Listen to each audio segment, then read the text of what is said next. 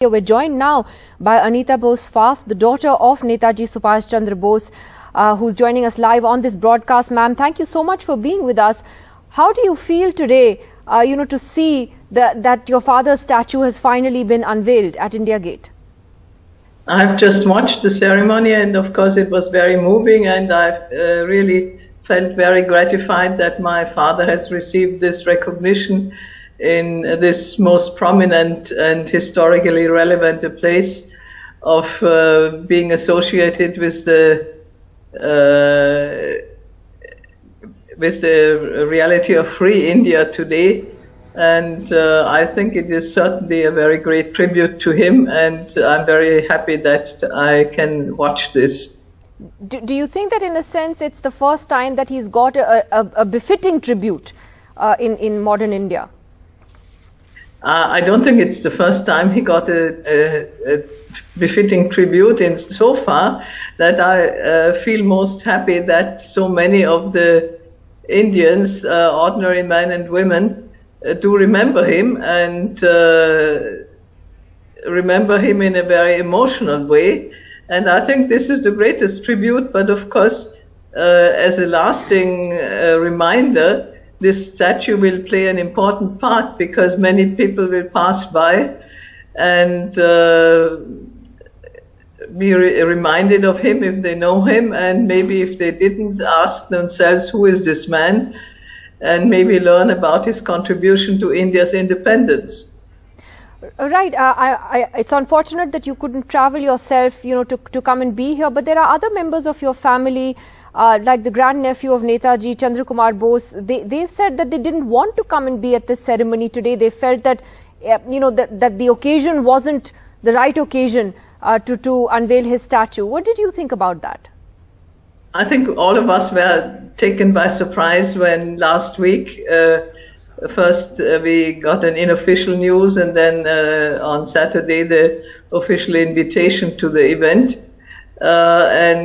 So it was somewhat puzzling to us what the relevance of this date would be, because in Netaji's life, the 8th of September did not remind us of anything terribly important. But of course, today I think it was also evident that this was part of the inauguration of the Grand Vista, and tying him in with with India after independence, the non-colonial India, so to say.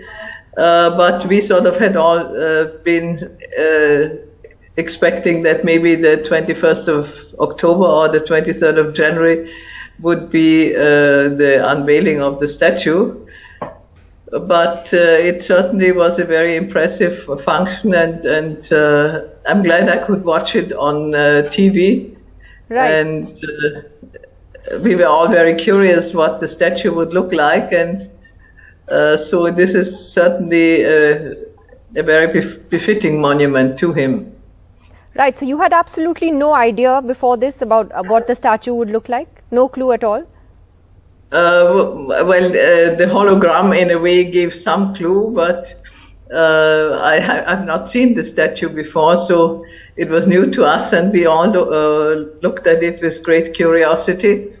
And it certainly is not only a tribute to Netaji, but depicting him in this way is also a tribute to the INA.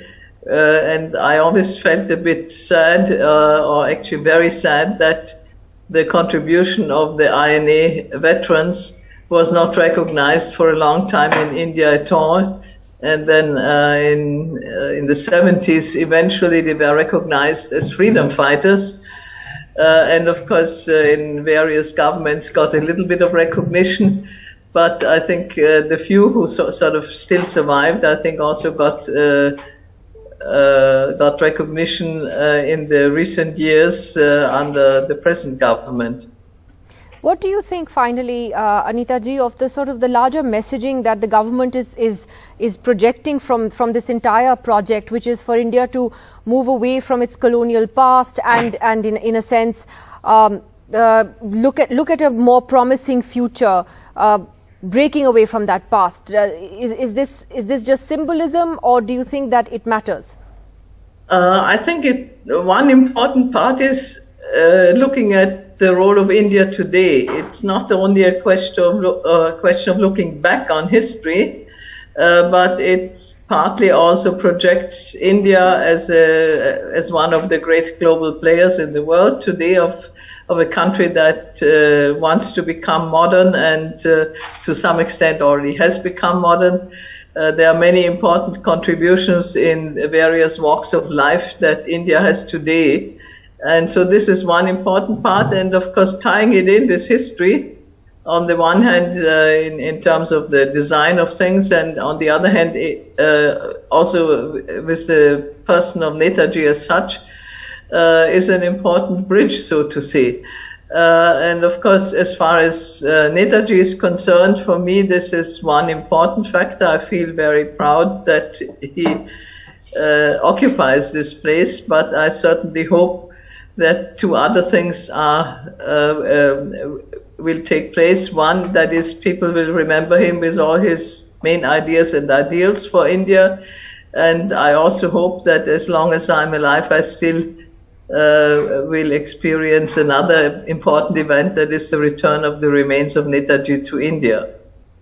Right. Well, Anita ji, thank you so much for taking out the time today and joining us. What is clearly a big day for you, for your family, and indeed for the country as well. Thank you so much for joining us today. And thank you, and Jai Hind.